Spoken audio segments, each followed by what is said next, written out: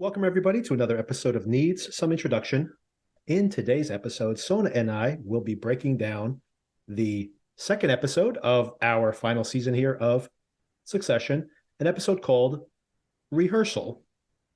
Before we get to that, just very minor show notes. We are primarily just covering these two shows, Succession and Yellow Jackets, and we have a bunch of new listeners for both of our coverage there, so check out other shows you might be interested in. If you have Showtime, maybe you're catching up on Your Honor. We covered that show recently. If you have HBO, you may be catching up on The Last of Us. So check out those. I think there's a lot of overlap probably with The White Lotus as well as Succession and probably with Yellow Jackets as well. We covered that show, very popular show for us back in December. So check that out as well. Check our backlog. Lots of shows there you may want to catch up with. And with that out of the way, I'm not going to do any recommendations. These shows fill up our runtime, are giving us lots of good quality conversation. And I think this episode, Sona, is going to be a very interesting conversation. The first question I have for you, right off the bat, this episode is called Rehearsal. Not The Rehearsal, just Rehearsal. And I was curious, what do you think that might mean in the context? Obviously, there's the obvious fact. This is the rehearsal dinner for Connor's pseudo wedding. That, of course, factors importantly here. But is there another rehearsal you see? Is there anything else you see there metaphorically? I don't know if rehearsal is the word I would use to describe what I feel like is going on, but it almost Yes. Mm-hmm. feels like kind of like a dry run for Yes. everybody strategizing and there are takedowns of each other, right? In my mind, that wouldn't be quite a rehearsal. I'm not sure what I would call it. Maybe a dry run, which I guess is a rehearsal. So we're full circle. There's obviously a dynamic that's playing out here over and over and over again on the show, by the way. We have this maybe the most earnest version of it with the littlest artifice, or maybe I should reverse that. You think about the conversation we saw between Logan and Kendall last year that almost caused them to commit suicide. There was still a real anger to Logan's performance there. And now it's almost flipped over because now this is something that Logan wants. And the kids are the ones that have the upper hand. Maybe this episode is a rehearsal for what's to come because there is this never-ending toxic dynamic between these family members. And I really want to get into that because so much of what's going on in this episode, the kids legitimately have the upper hand here. We have to get into the breakdowns of this deal because if they blow up this deal, they blow up everything for themselves as well. One of those cut off your nose to spite your face type situation. Exactly. Let's start at the top. This is a very, very funny episode until it's not. Yes. We kick things off and we see that Logan is really very nervous about this deal with Matsson. You see that he is not going to the office today. He is going to ATN because, of course, he really seems to be re-energized, and we'll talk about that in a little bit, with being back at ATN. Carrie is there, his right-hand woman. She says, should I cancel the chopper? And he's like, yeah, sure. Cancel the chopper. Let him walk to the wedding rehearsal. And that smile on her face, she's so happy to put a little salt in the wound there with the siblings. She despises them. Meanwhile, the siblings are watching this news broadcast, this channel owned by Pierce, and just ripping into it. Where are the hotties? That's something that notorious, like Fox News, for example, had all these attractive young blonde anchor women. Here he's just saying why are there all old people on here? They're talking about how we're going to change this, and their consultant there is saying it's not quite yours yet.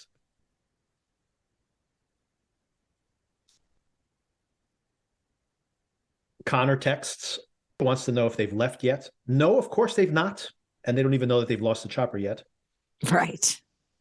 But I did like their description of how they want to revamp the business. And they have such completely diametrically opposed versions of it. I like how Kendall's saying it's going to be all statistics and it's African news. Yes. Yeah. They're going to have all just African news. Yeah. And the one black person in the room, he's saying, hey, that's a good idea. Right. Of course, not even realizing how obviously racist that is. But I like how Shiv describes it as that sounds like homework for the show. Yes. And then I love that Rome says, well, how about we do all your business briefings and all that other stuff? We pack it into the mornings, and then at nighttime we go full on Clockwork Orange. I'm like, what does that even mean?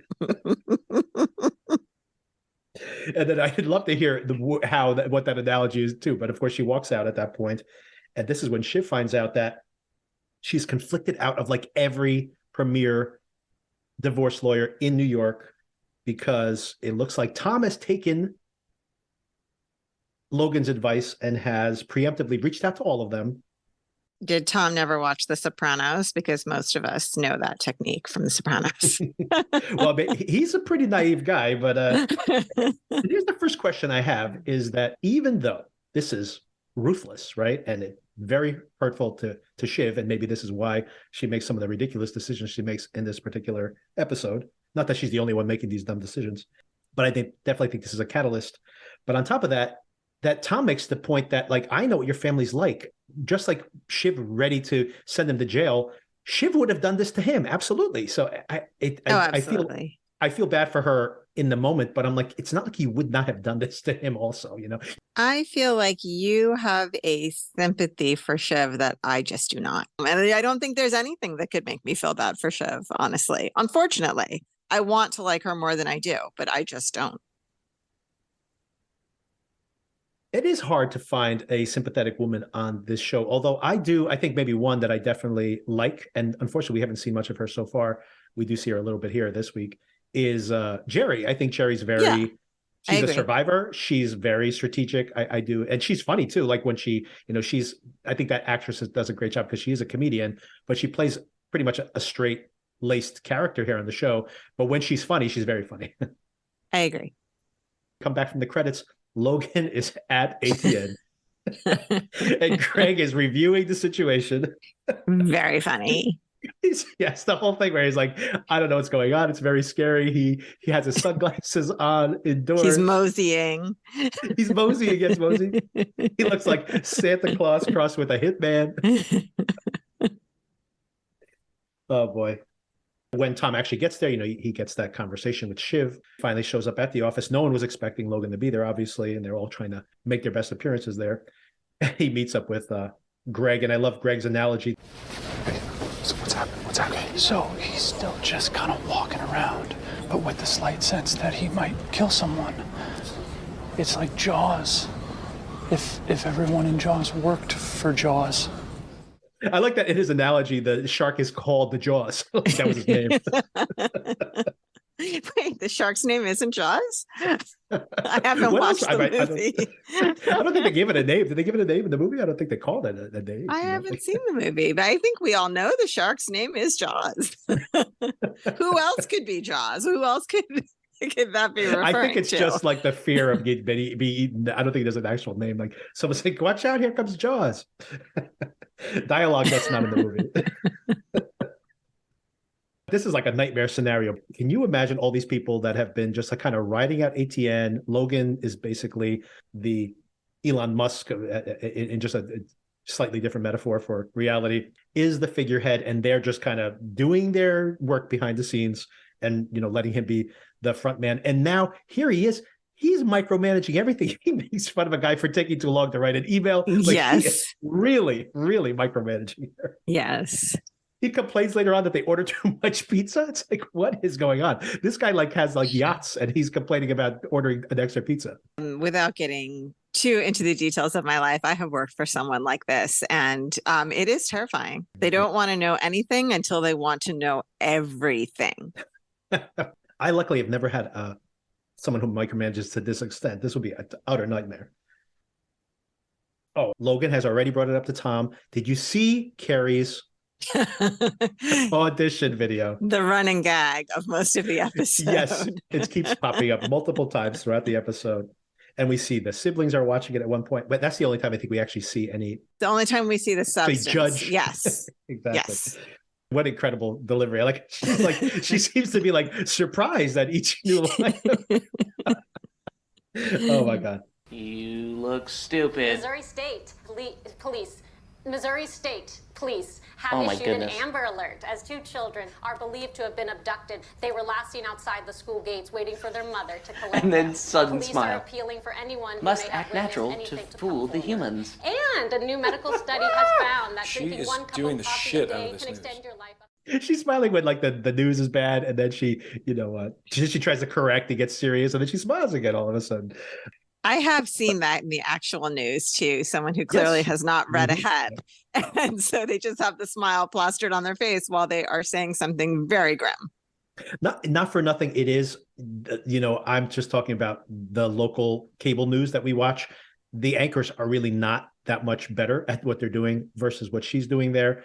But, not to disparage any of those people, I'm sure that's a very difficult job because you probably have to read the news that's just like literally just popping up off the screen immediately. They don't have multi-million-dollar budgets to like rehearse all this ahead of time and everything else. So it's Right. and plus that's a skill because sometimes these people are reading the news like as it's coming in, and they, hey, there's a skill in that as well, I guess. And she does not have it. Shiv is talking to Gina Baxter. I mean, Sandy. Sona, by the way, did you know that we not only just saw Hope Davis in Your Honor, Mm-hmm. and she is, of course, here playing Sandy. Mm-hmm. She's also, at this very moment, she's on the HBO show. She's in Perry Mason right now. So she's like all over television. Well, good for her. And she lives in Englewood, New Jersey, by the way, in case you didn't know. I did not know. Not far from where I live. So yeah, so Sandy, and apparently this is very interesting. This is where the bad decisions from Shiv begin, but apparently she's not the instigator here. It looks like Sandy had reached out to her separately, but now, of course, maybe motivated by the whole divorce situation, she reaches up to Sandy and says, you and Stewie had put together some papers that showed that maybe there's some additional money to be found in this deal. Maybe I can get Kendall and Roman to go along with this. And then, of course, that would give them enough power, enough leverage on the board to torpedo the deal. Right. So my question is, like, what is going on at this moment?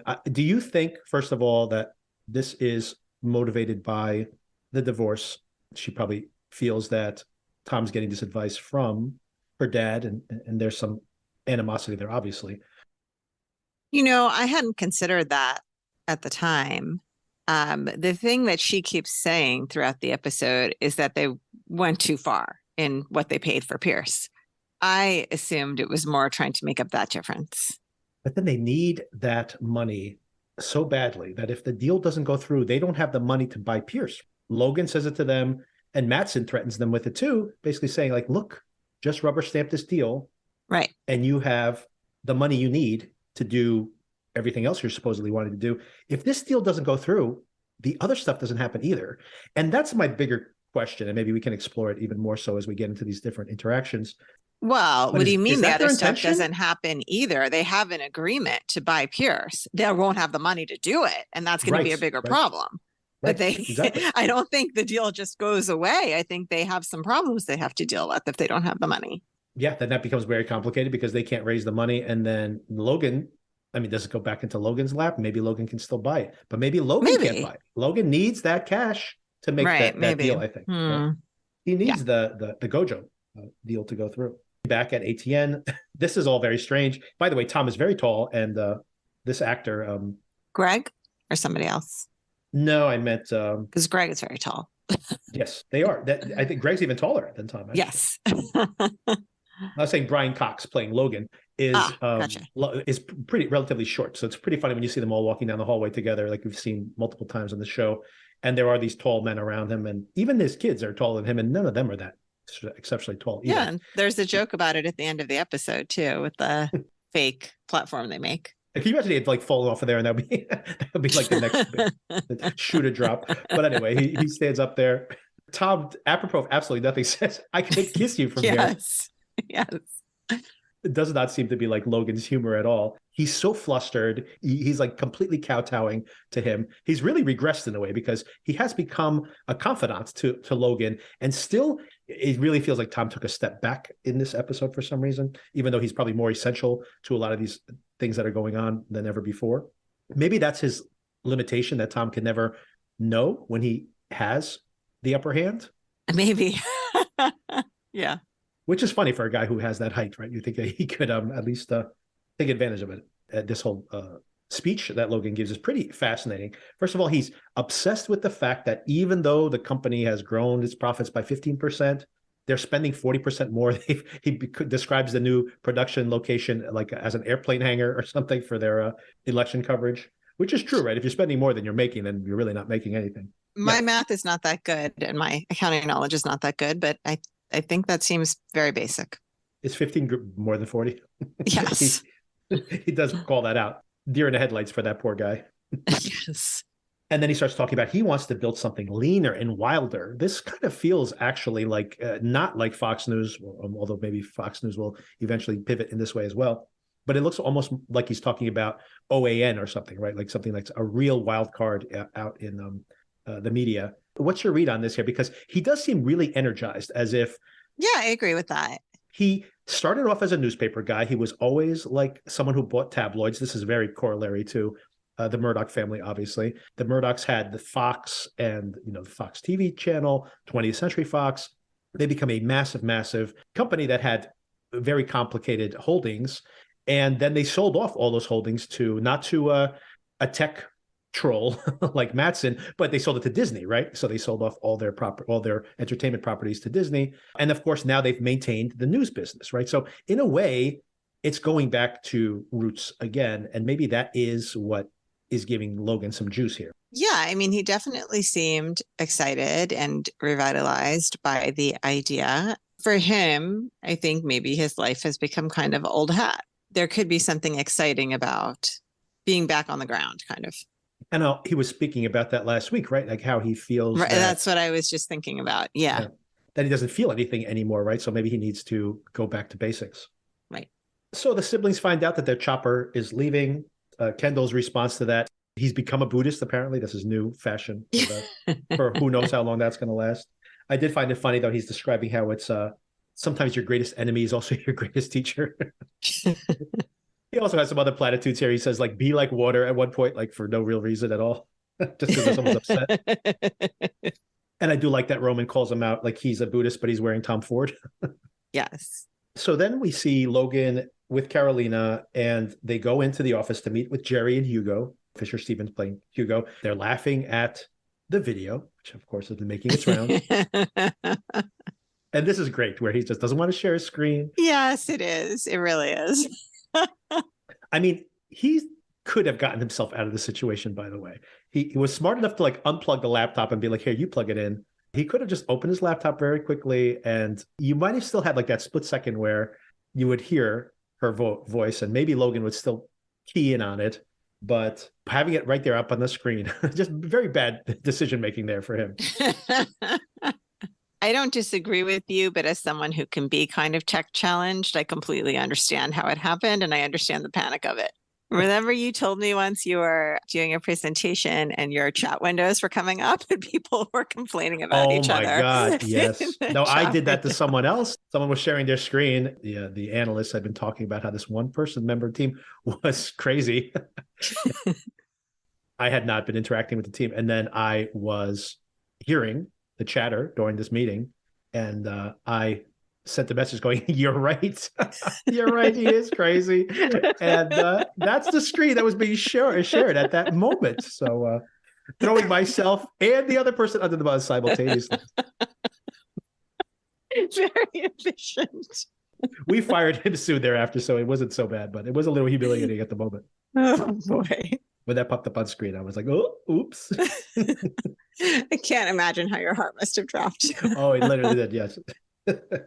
Interesting in this meeting, by the way, Jerry seems to just be trying to get this deal across the finish line. This is, once again, just the fascinating aspects of this episode. Jerry seems to be the one to be like, let's just get this deal done. Mattson wants to have like this kind of handshake moment. She's trying to put as positive a spin on it as possible. Logan is furious about this, saying like, he's just trying to humiliate me. He's been such a prick since he signed the deal.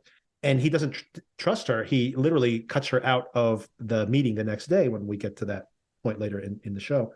But this is so crazy because she seems to be the only one that is focused on let's get this deal done. If Logan is worried about this deal not going through, then how is that handshake going to be so detrimental to him? Is he so caught up on his ego that some of the decisions these people are making are purely emotional? They supposedly have their livelihoods on the line, and it's just baffling to me. The siblings arrive at the rehearsal dinner in Manhattan, and they get ambushed by Stewie and Sandy. And they once again talk about how they'll have enough votes on the board to blow up the deal if they push back on the price, and she's trying to get them on board. And even though they keep blowing them off, they are definitely thinking about doing this, obviously. It seems to me, Shiv is the one really pushing this. I think, Kendall and Roman's knee-jerk reaction is like, why would you take that risk? It makes no sense, even if it is true. She seems to have a bigger agenda, is how I read it. I agree that she's definitely the weakest link here, but all the links are weak. And it's interesting, by the way, to talk about where each one of these folks breaks down along the lines of this vote, because they need all of them to vote for them to have a majority of the board overthrown, along with Stewie and Sandy, who have about a quarter of the vote. I forget exactly how it broke down, but it's about a quarter of the vote. What's crazy about it is you have Shiv, and maybe the impetus there is because of what happened with the divorce lawyers. But then we'll get to it. Kendall, maybe we'll get to it right now. Kendall gets a call from Matsson. Mm-hmm. By the way, it's like the middle of the night over in Sweden, and I guess he's just up doing whatever because he doesn't sleep, maybe. I mean, maybe, but he looks like he's in like a lazy boy recliner eating chips or something, which I thought was strange from the guy that was trying to optimize every aspect of his life last we saw him. Well, Elon Musk doesn't sleep at all. Or supposedly, he says he doesn't sleep. So, I mean, like maybe that's what he's trying to do too, just stay up all night long. Maybe. We all make our best decisions when we haven't slept for days, which might explain Elon Musk's recent decisions. Judgment is so good when you're sleep deprived. Exactly. Yeah, so let me circle back to that after we cover this. They show up at the rehearsal. Willa is leaving as they're entering. She's obviously getting cold feet. She probably doesn't want any kind of bum fights at her wedding, on top of the fact that she may not want to get married at all. Right, because when she stands up to give her toast, she just says, I can't. Yeah, exactly. Not a great sign. Connor, of course, is very upset. He's trying to track her down, although she was just in the building a minute ago. I like how Roman basically says, she's, basically makes fun of her for being a prostitute, with her mom, like within earshot, the unaware of that. Pretty terrible. I also love here where Connor says, I want to go out and I want to go to a place where real people go. Come on, let's give him a drink. Yeah. Let's give him a drink. Yeah, Let's give him a but drink. not your usual stupid places. Somewhere fun and real, away from the fancy dance. A real bar with chicks and guys who work with their hands and grease and sweat from their hands and have blood in their hair. I don't like these guys. They sound like a medical experiment gone wrong. They sound like a medical experiment gone wrong. Yes. You know what we talk about? We're trying to find a sitcom that makes you laugh. And it's like, hey, if I get one laugh per episode, this is the funniest show on television. Like, you get so many laughs out of this show. It's crazy. I laugh out loud multiple times every single episode. It's a very funny show, but you have to really be paying attention to it. There are too many laughs in it. It's like you have to watch the show multiple times to get all of them. So Logan has reached out to Tom and Greg. This is when he's complaining about the number of pizzas that they were ordered. Showing how out of touch Logan is, that he thinks you can microwave old pizza. You cannot. We all know, as Greg tries to meekly point out to him. It's a terrible idea to microwave old pizza. Now, if you want to just make a one-time purchase of a toaster oven, that could be toaster oven. Absolutely. Yeah. Excellent. I love old pizza in the toaster oven. But yes, microwave, absolutely terrible decision. Yes, agreed. The bigger problem is Carrie and her aspirations. Tom gets the baton from Logan. Logan hands the baton to Greg. And then Greg gets to have this extremely uncomfortable conversation with Carrie. What is he like? I love the fact that he's improvised and he's not only trying to just stick to the script, he's making his own critiques. He's like, the way she used her arms, but it might have been just the way it was photographed. She's asking like, what's wrong with my arms? I also like the fact that she's like, who's in this focus group? Is it just you, Greg? What does she threaten his life if that focus group doesn't actually exist? Tear him apart, right? Like a string cheese. Like a string cheese, exactly. Tear you apart like a string cheese. I mean, she's on to him immediately. He's not good at faking it yet. I will say there was a certain BBC America anchor that my husband and I used to always laugh about her arms because they just were positioned in a very awkward way. that made it seem like they were 5 feet long, like just taking up a lot of real estate on the desk. I get where he was coming from. The akimbo arms is the wrong way to present your arms during a newscast. Seemed like the least of her problems, though. But and as you were mentioning with, she susses this out right away. She susses all of it out. She mentions right away. So, you're here because Tom didn't want to have this conversation, and yes. Tom's here because Logan didn't want to have this conversation. So she knows exactly what's up. She's no idiot. I mean, obviously, so you've seen she's very adept. She doesn't know that she's a bad news anchor, though. That's one thing she's kind of, you have those blindness about your own weaknesses, I guess. And of course, this leads to her meeting with Logan and planning to head out and meet the siblings. And Logan seems very serious. He knows that the deal is at risk here, which is enough for him to actually go out and talk to the kids. And like I mentioned before, we simultaneously, Mattson is talking to Kendall. And this is what I thought very interesting about that whole situation. Kendall was kind of on the fence going like, hey, why are we messing with this? And then Mattson is the one who reaches out to him in the middle of the night and says, look, don't blow this up. You guys get what you want. You guys just overpaid for this other media company, and you're not going to have the money if this deal doesn't go through. So just shut your mouth, do what I want, and we all get what we supposedly want. He doesn't just have a completely emotional reaction. He does go and look at the finances. He looks at the actual deal that originally came through, and he decides, yeah, there is more money here in this deal. Two sides to this. One is it's interesting that this is the thing that motivates Kendall to change his vote, but also it does show that Mattson is also uncomfortable with this deal, right? Like Mattson is going out of his way to reach out to Kendall. He's FaceTiming him to have this conversation. What do you think is going on here? I mean, we probably will know a lot more about this when they meet next week, but do you think in your gut that this shows Mattson is weak here for some reason? For whatever reason that I cannot really substantiate, I think he would walk away. So I think what they're doing is very, very risky. A theme with this is that someone said last season, Logan never gets screwed over. Everyone else gets screwed over. Right. So Logan's read on things is not to be dismissed so easily as they are dismissing it, I think. I agree with everything you say in that I think Mattson is willing to walk away from the deal. And I do think that Logan has a correct read that this deal can go away.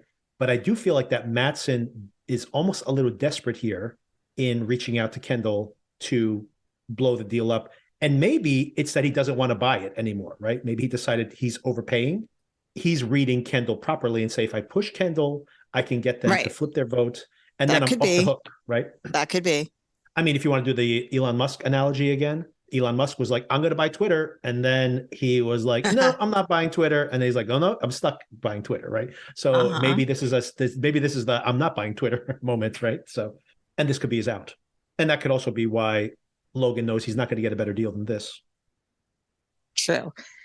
Also, we find out along the way that Roman has been in contact with his dad just for the birthday. Yes, and it was suspiciously warm when he said, take care.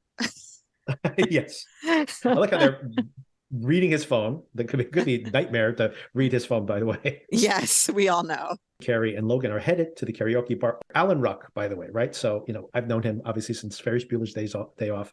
He seemed to be sidelined early on in the show, but man, what a great episode he has here. Yes. Not only absolutely hilarious when he's funny, but absolutely heartbreaking later in this episode. And before we get there, absolutely hilarious that he wants to go out, be with the common folks, do some karaoke.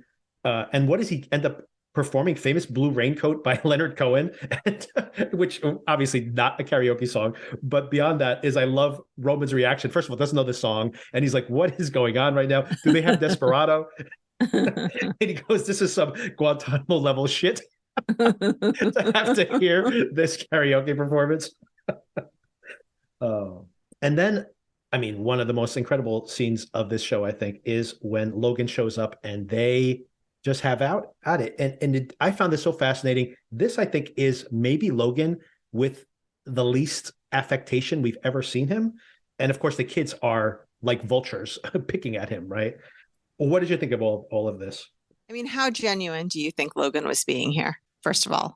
That's what I'm torn on. Once again, he's just trying to work an angle. So I think he needs to humble himself in front of them to try to get what he wants. So in that way, he is being practical.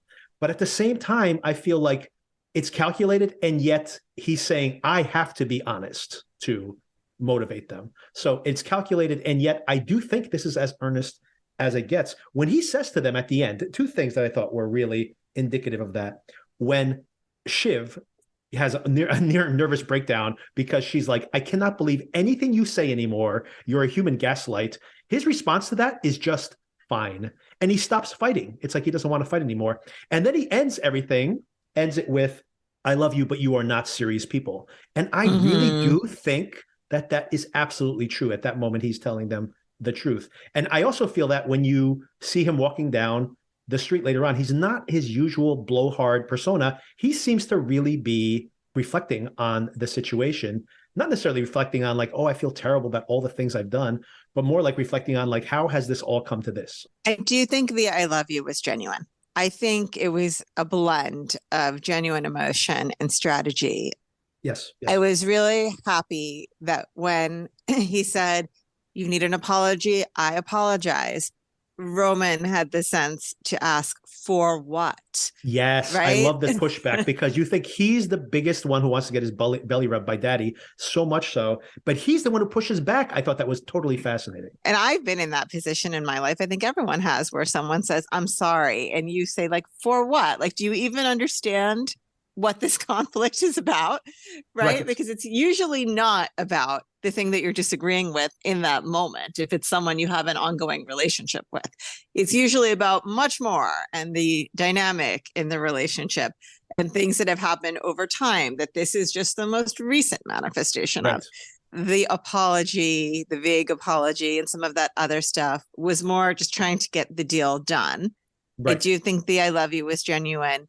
And I do think for the gazillionth time, Logan is trying to tell them, I got where I am because I'm good at this, right? Like, exactly. You don't know better than me just because you were born into this and I have provided these opportunities for you, which is kind of like the constant push and pull of this show. Should these kids be allowed to stand on their own and make their own decisions, or are they completely ill-equipped to do so because of what they were born into?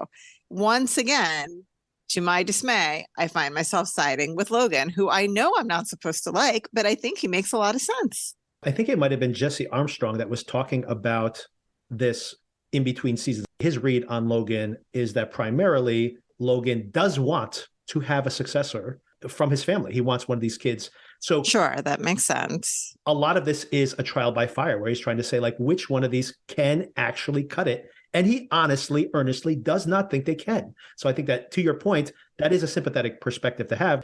And not that we should sympathize with any of these people, honestly, but as far as within the dynamics of the family, he may never accept the negative things that he did to these kids. But at this moment, he wants a successor for everything he built. And he's disappointed that they cannot step up, right? None of these kids will be that successor. Okay, 3 more scenes. As he's walking down the sidewalk, he decides he has to meet Madsen face to face. And this actually means that he's going to head over to Roman's apartment to have a conversation with him. But before we get there, Connor has this absolutely heartbreaking conversation with his siblings where he's like, you know what? I just needed someone to be here for me today on my rehearsal for my wedding. And of course, you guys are not really here for me. You're physically here, but you're not doing what I need. And he says, but that's okay. Okay. I'm going home. Well, I'm sure she'll be in touch, Con. You know what? It's fine. Really? Yeah. The good thing about having a family that doesn't love you is you learn to live without it. What? Connor, that's You're not... all chasing after Dad saying, oh, love me, please love me. I need love, I need attention. Well, I think that's the opposite of what just happened. You're needy love sponges. And I'm a plant that grows on rocks and lives off insects that die inside of me. Jesus Christ, God. If Willa doesn't come back, that's fine. Because I don't need love. It's like a superpower. And if she comes back and doesn't love me, that's okay too, because I don't need it. Thanks for the party. You're welcome. Him being able to live without love is a superpower. This was really devastating, like devastating. I agree. Alan Ruck here, incredible performance, hysterically funny, doing that embarrassing karaoke, and then doing a scene like this, just incredible work. Yeah, I mean, I really felt for him in this moment and what his life has been and his self-awareness of it. It's something we've said earlier in our recapping of the show, but that he's this clown and he knows he's the clown, but he's also the outsider. He's an outsider with his siblings. He's an outsider with the family. His mom is not around because of her mental issues. So he's been an outsider his whole entire life. He's always playing the clown, but maybe there's more self-awareness here than we give him credit for. But he does go home and Willa is there. And we have another episode ending in the marital bed. One maybe bad marriage match ending last week and one beginning here, potentially. Roman shows up at home. Tom is there. Dad is there. Dad now is in full seduction mode here, trying to win over Roman. He knows Roman's the weak link. But at the same time, he says to him, smart people know what they are. He knows that he's a fire breather, he calls him. And I have to say that Roman here for a moment might be now moving up the power rankings as the potential successor. Although I feel like that's not going to happen. I think that this is going to be a straw man. He's going to put him there as the potential successor, as his favorite, but only as a way to manipulate the other siblings. And I feel bad for Roman. I think Roman's going to end up getting the worst of this. I was thinking all of that as well. And then thinking maybe I need to put Jerry onto this list of likelihood being the successor.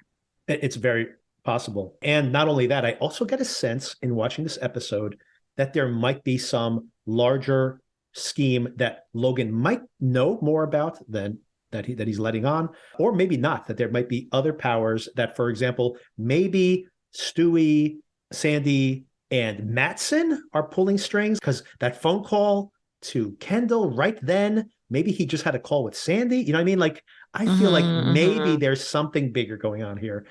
All right, so that takes us to the end of the episode. And Sona, did you have any speculation, any final takeaways from this particular episode? I mean, I think this is doing a really good job of setting up this final season. They already said that the board meeting has been pushed off. I assume we're not going to see a vote on this next week. We're going to see an episode of machinations, how this is all going to play out, of Roman's potential betrayal of his siblings, right, to go side with Dad. And so all of that, I think, is set up really well. I feel like last season, Kendall was kind of the sibling with nothing left to lose. And I feel like maybe we've swapped that onto Shiv at this point. She's just going to go, I don't care, burn it all down. It doesn't matter to me anymore, which I think would be interesting to watch. The discussion we had about how much of what Logan says to his kids is genuine and how much is strategy, I would speculate is going to be kind of a recurring theme in this final season. What does he want from his kids and expect from them and think that they're capable of, both good and bad? What are your thoughts? I have a lot of things that I was thinking about after this episode, and you're touching on some of them. One is I'm really interested in the final moment there with Roman, because maybe it's all just a way to drive a wedge, but theoretically, it could also leave Logan exposed, because if Logan's making some bad moves here, now Roman's on the inside. And we know that he's always had a dual loyalty, right? He's ratted out his dad to the siblings. He's ratted out the siblings to his dad, right? He's really like the one in the middle that is, in a way, it's like this weird power dynamic over him who controls him. But I do think that, speaking of Logan being manipulative and earnest at the same time, I think he's not wrong that he needs Roman. Roman had this weird dynamic with Mattson, and I think his dad wants him there because he wants to.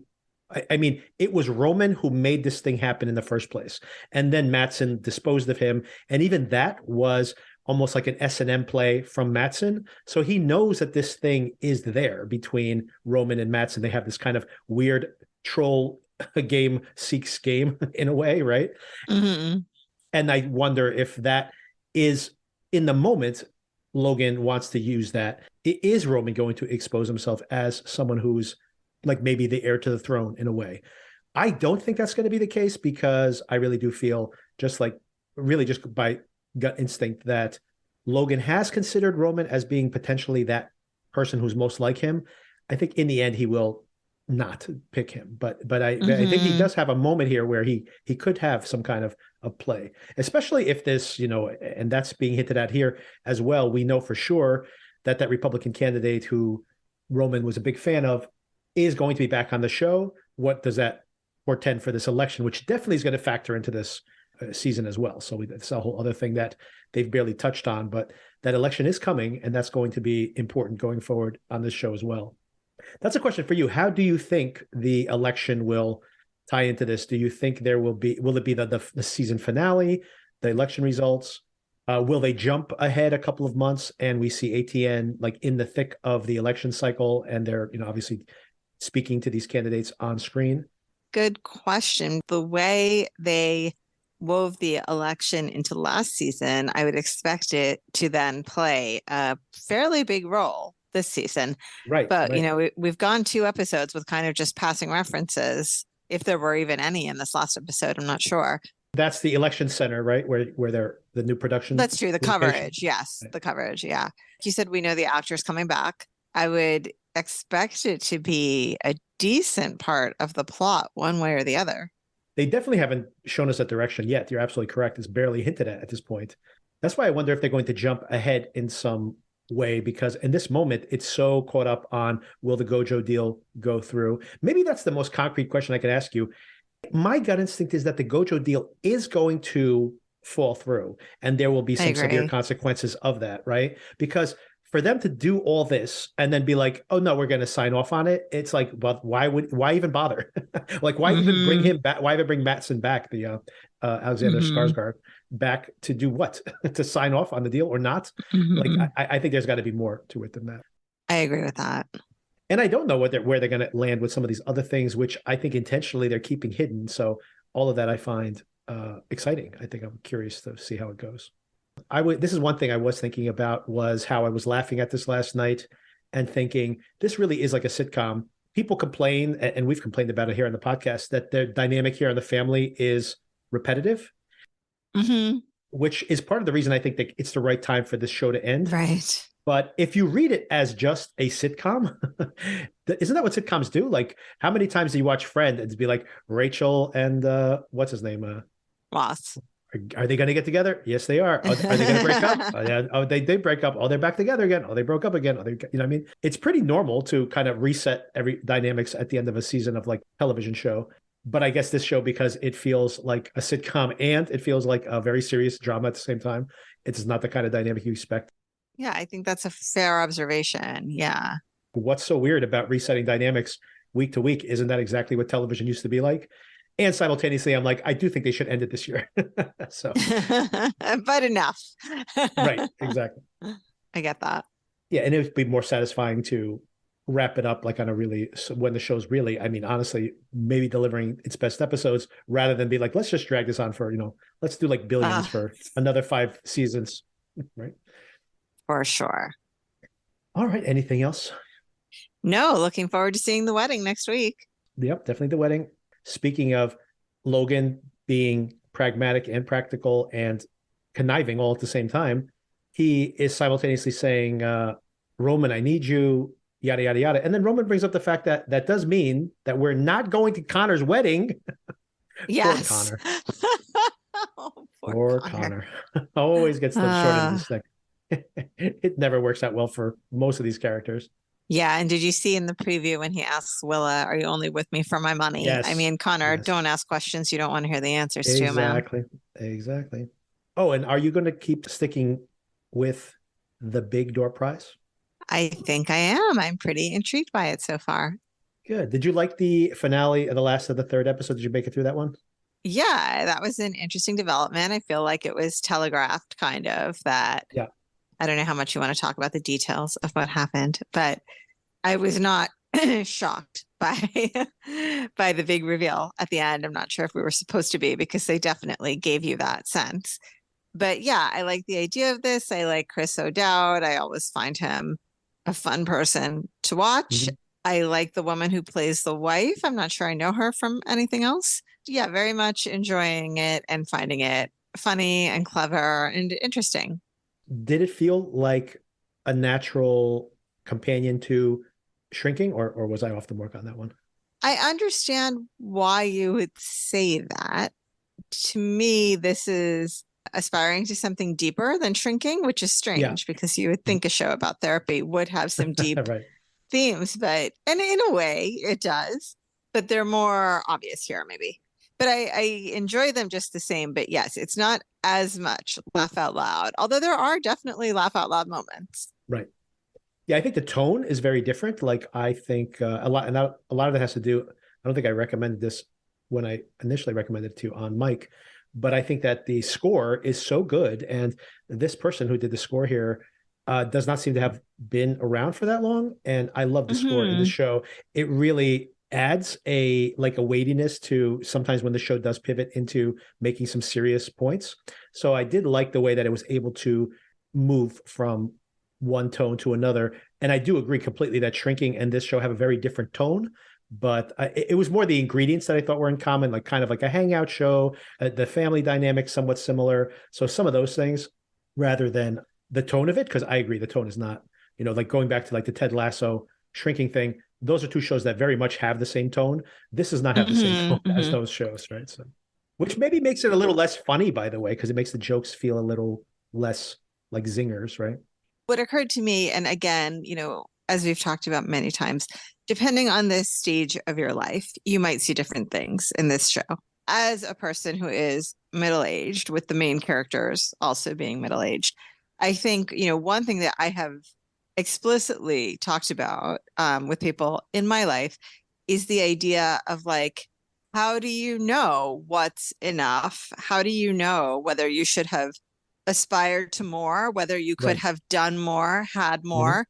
How do you know if you're convincing yourself to be happy with less than you could have had, or this Right. is Mhm. what was meant for you? And I think it's a very like deep existential question, and the answer is not obviously not going to be the same for anyone. But I think especially having the backgrounds that we have coming from immigrant families that did not have much, right? Mhm. Right. It's very hard to know when you're supposed to be done achieving and just enjoy what you've Right. achieved. Right. Yeah, I think there was like there's a not to spoil anything. There's a scene in the show where one of the main protagonists is reviewing their note that they've gotten from the machine, and it says basically exactly what he does now, like almost to a Mm-hmm. comical or definitely to a comical effect, how specific it is.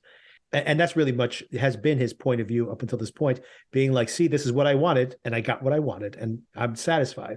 And then someone kind of who's there at the same time says, well, maybe you didn't want enough. And then it really causes like a crisis in him, right? And like you said, I really love that scene because it made me think about those exact same things. Imagine that you could somehow have revealed that the life you're living right now is the best version of your life, and that supposedly is like liberating. And then imagine like your spouse is supposed to be at a completely different trajectory, and then you're like, okay, well, if I'm exactly where I'm supposed to be and they're here with me, then am I like holding them back or something? Like what does Holding them that mean, back. right? And Yes. then you have this Mm-hmm. complete like crisis there when you think about that. And I thought that was really interesting to explore it here in an entertaining way. It's such a complicated question, Right. really. And I think much like, I am very big on the idea of toxic positivity that, Right. Mm-hmm. Yep. you're allowed to feel what you feel. You're allowed to be unhappy with what you're unhappy about, because literally, no matter how bad your situation is, yeah, someone will always be in a worse situation. That is the Right. state of Right. our world. So I don't think it's fair to yourself to say, I'm not allowed to be unhappy about X thing that happened to me, because for example, I'm not allowed to be unhappy about my relationship with my mom because some people don't even have a mom, Right. right? Right. Like true, but also something very painful could have happened.